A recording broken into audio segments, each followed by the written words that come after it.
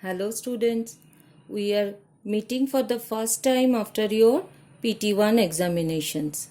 Hope all your exams went well, and with that we start with a new chapter on subject and predicate.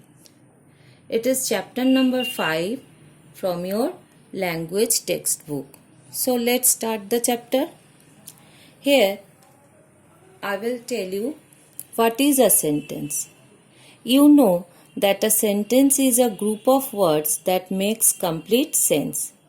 It begins with a capital letter and ends with a full stop, a question mark, or an exclamation mark. So, we should remember three things about a sentence. First one is, a sentence is a group of words that makes complete sense. It means the words in a sentence are placed in their proper order so that it makes complete sense.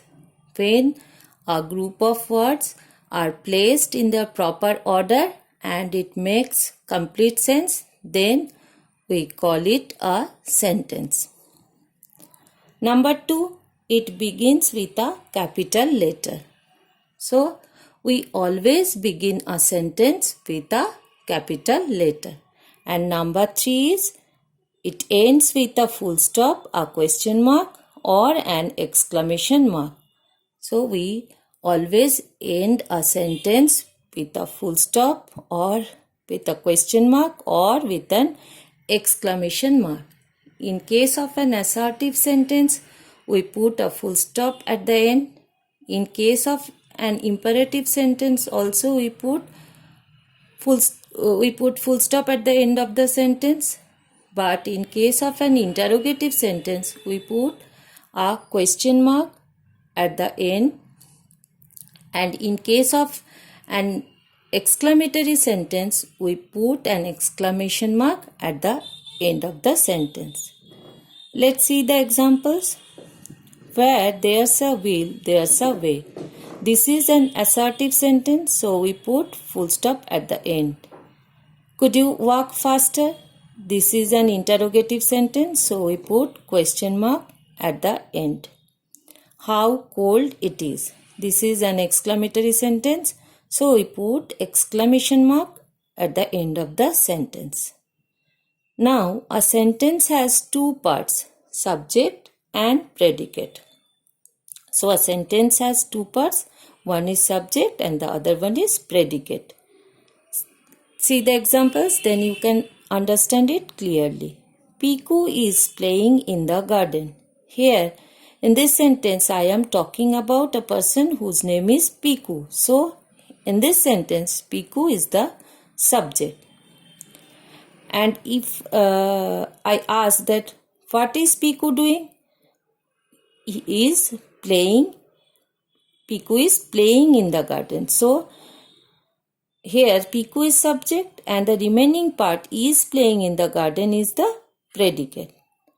In the second sentence, see the second sentence. The monkey swings from one branch to another.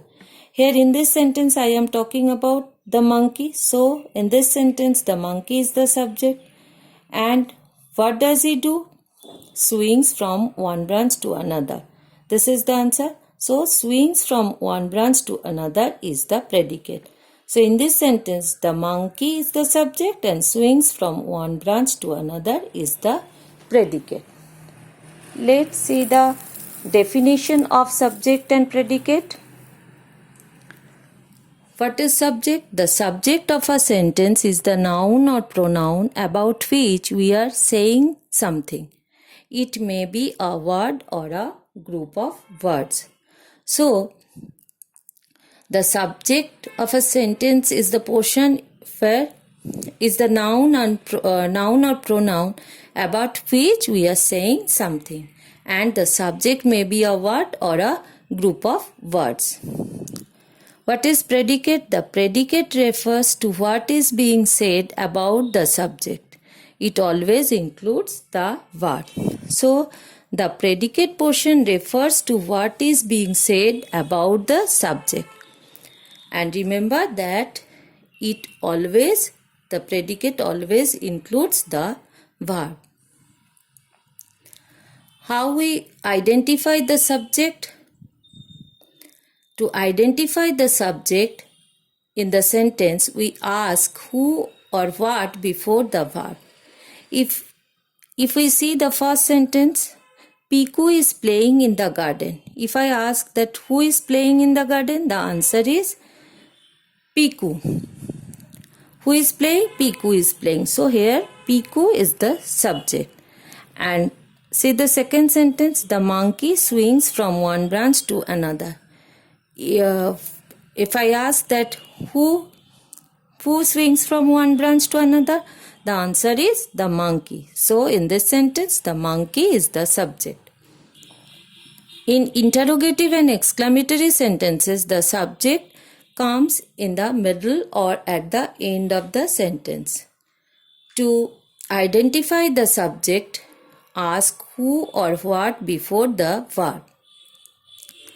So in case of interrogative and exclamatory sentences, the subjects are placed in the middle or at the end of the sentences. Examples: what a beautiful day it is. How hungry I am. These two are exclamatory sentences. Here in these two sentences, the subjects are placed in the middle of the sentences. What a beautiful day it is. Here beautiful day is the subject. And in the second sentence, how hungry I am. Here I is the subject. See the third sentence, what did you eat for lunch? And the fourth one is, what is the national park called? These two are interrogative sentences, and here also the subjects are placed in the middle of the sentence. In the first sentence, what did you eat for lunch? Here you is the subject. And in the second sentence, what is the national park called? Here the national park is the subject. So in case of interrogative and exclamatory sentences, the subjects are placed in the middle of the sentences. In imperative sentences, the subject is not mentioned. It is understood to be you.